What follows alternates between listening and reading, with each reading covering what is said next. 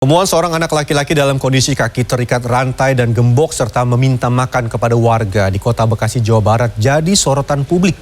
Ketua Umum Lembaga Perlindungan Anak Indonesia, Seto Mulyadi menduga sang anak mendapat perlakuan tidak wajar dalam waktu lama. Sementara di Kabupaten Tasikmalaya, Jawa Barat, polisi memeriksa belasan saksi atas kasus meninggalnya bocah laki-laki usai mengalami perundungan. Kamu lapar, mau makan? Itu kakinya kenapa Di wilayah Gang Bersama RT 002 RW 08 Kelurahan Jati Kramat, Kecamatan Jati Asih, Kota Bekasi, Jawa Barat, sosok MRI tinggal. Sebelumnya, MRI yang diketahui mengidap autis ini ditemukan warga tengah berjalan dengan cara mengesot menuju rumah tetangganya dengan kondisi kaki terikat rantai dan digembok.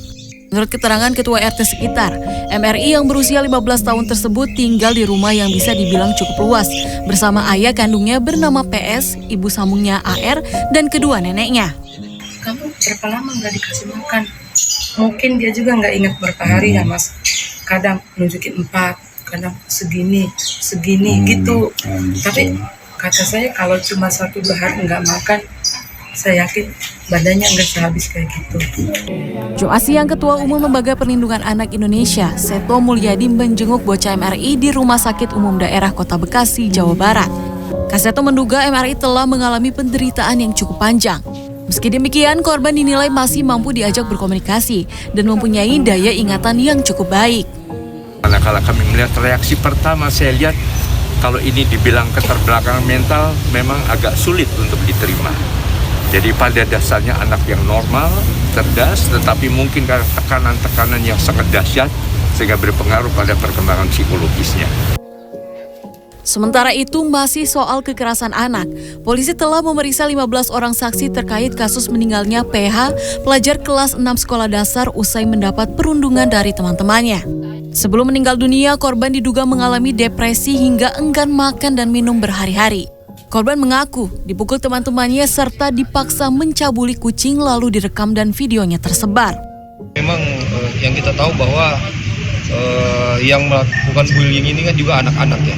Jadi memang kita harus hati-hati untuk melihat proporsi untuk menangani permasalahannya. Hingga saat ini polisi masih menyelidiki kasus ini apakah ada kaitannya perundungan yang dialami korban dengan kematiannya. Selain itu, untuk memastikan adanya tindak pidana, polisi juga masih memeriksa kondisi fisik korban serta menyelidiki pelaku penyebar video korban di media sosial. Tim Liputan CNN Indonesia. Hari ini adalah Hari Anak Nasional, namun di hari yang sama sejumlah kasus kekerasan anak mencuat. Mulai dari kasus pencabulan oleh anak kiai, kasus perundungan anak dipaksa setubui kucing hingga anak dirantai di Bekasi. Jumlah kasus kekerasan anak Indonesia pun meningkat dan diduga ini hanya fenomena gunung es yang artinya jumlah kasus kekerasan anak lebih banyak terjadi. Kita simak laporan khas redaksi.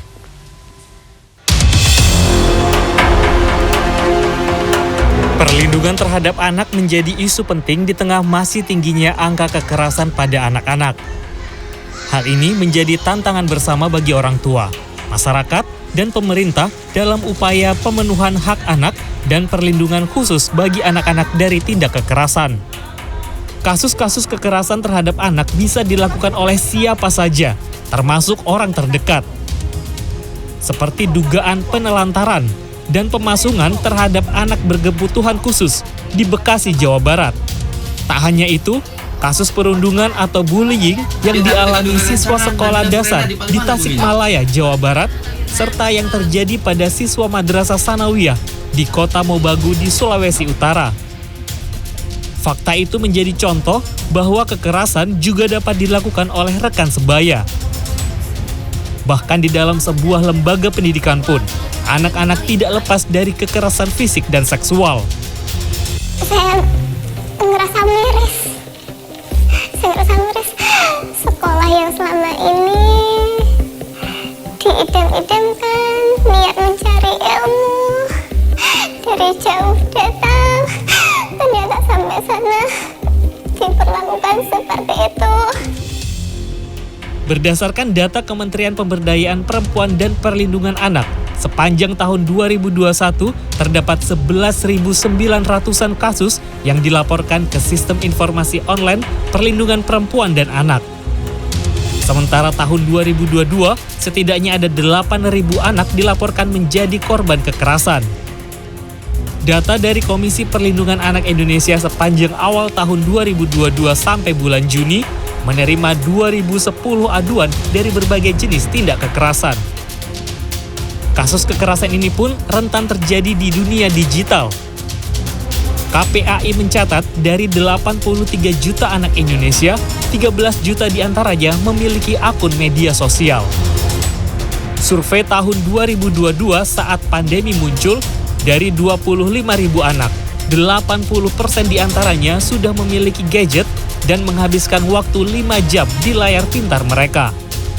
Dan ini data kedua. Nah, terkait kekerasan anak di Indonesia, baik fisik, psikis, seksual, dan termasuk juga eksploitasi dan penelantaran, ini sesungguhnya adalah fenomena gunung es.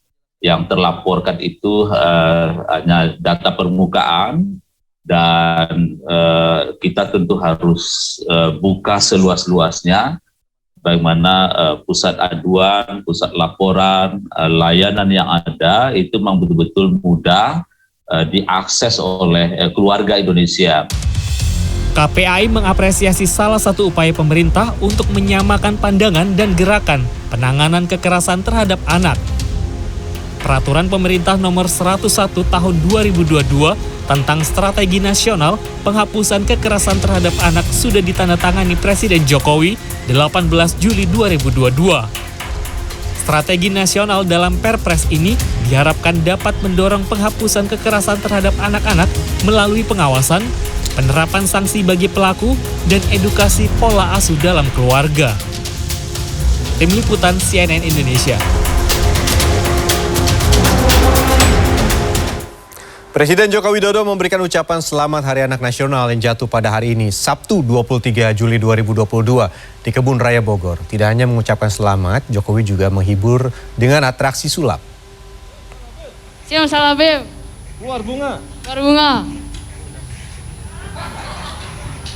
Masih nggak mau. Lagi teriak keras, bareng-bareng.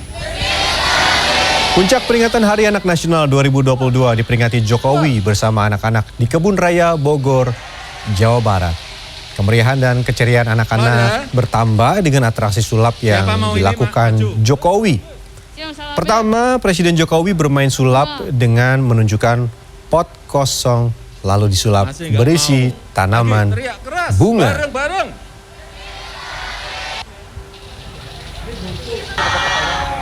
Kosong. Teriak lagi, Sim salabim. Sim salabim. Coba buka lagi. Ya, tidak berhenti di situ, Presiden lalu menunjukkan buku kosong, lalu disulap berisi sejumlah gambar hewan. Tahun ini Hari Anak Nasional dirayakan dengan tema Anak Terlindungi, Indonesia Maju. Presiden Jokowi berpesan agar anak-anak tetap semangat, berdoa, dan menjaga kesehatan. Jokowi memastikan bahwa hak anak-anak akan tetap terlindungi untuk tumbuh dan menjadi bagian dari kemajuan bangsa. Sim salabim. Kembali